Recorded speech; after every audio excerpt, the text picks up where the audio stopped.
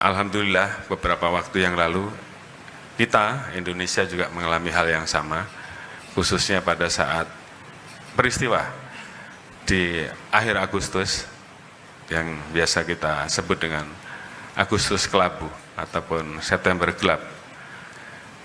Di sisi lain kita juga menghadapi berbagai konflik antar negara, yaitu konflik Rusia-Ukraine yang sampai saat ini masih terus kita rasakan. Dan ini tentunya berdampak kepada masalah pangan dan energi dan juga mengakibatkan korban jiwa. Kemudian konflik Israel-Palestina pada tanggal 6 Desember 2025, walaupun sudah ada informasi dan kesepakatan gencatan senjata, namun faktanya masih terjadi peristiwa penyerangan yang dilakukan oleh Israel kepada Palestina. Kemudian perang dagang Amerika Serikat dan Cina pada tanggal 30 Oktober 2025, Presiden Donald Trump dan presidensi mencapai kesepakatan parsial. Amerika Serikat menyatakan akan menurunkan tarif rata-rata dari 57 menjadi 47%. Namun demikian tentunya ini juga sampai saat ini dinamika terkait dengan masalah perang dagang ini tentunya menjadi salah satu yang kemudian menjadi kekhawatiran dan keprihatinan dunia.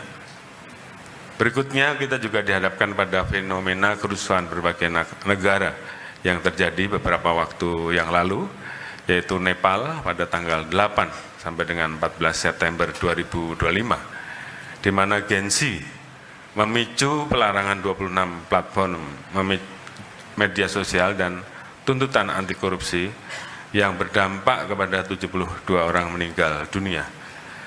Memunculkan dampak juga di bidang ekonomi, hampir setengah PDB Nepal terdampak, mata uangnya melemah 0,13%, sektor perhotelan, sektor otomotif mengalami kerugian triliunan, dan pertumbuhan ekonomi juga merosot jauh di bawah 1%.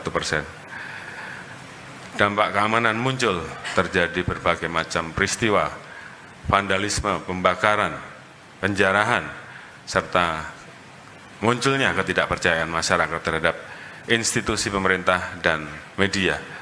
Di Myanmar juga sama, pada tanggal 11 Desember 2025 terjadi kerusuhan akibat meningkatnya operasi untuk merebut wilayah kelompok perlawanan.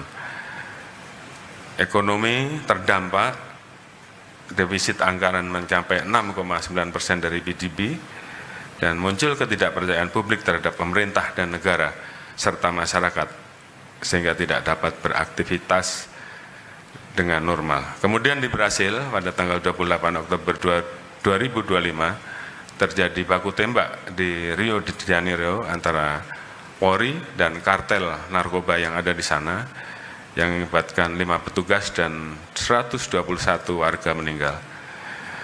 Itu juga berdampak terhadap perekonomian yang menjadi lumpuh, pusat-pusat perbelanjaan dan kawasan niaga juga terdampak, serta gangguan transportasi.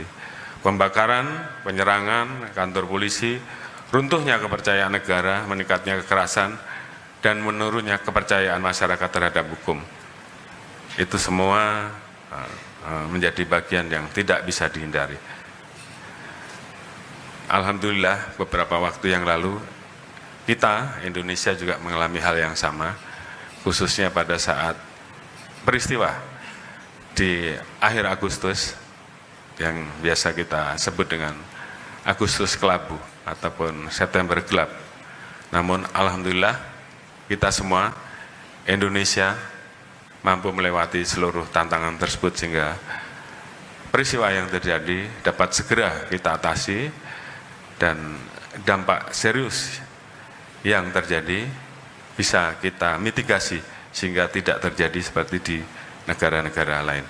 Oleh karena itu dalam kesempatan ini saya ucapkan terima kasih atas dukungan dan kerja dari seluruh anggota, dan tentunya juga dukungan dari seluruh masyarakat dan stakeholder serta seluruh elemen bangsa, sehingga stabilitas Kamtipmas kita dapat terjaga dengan baik, kondisi keamanan bisa kita pulihkan dan masyarakat bisa beraktivitas kembali dengan normal.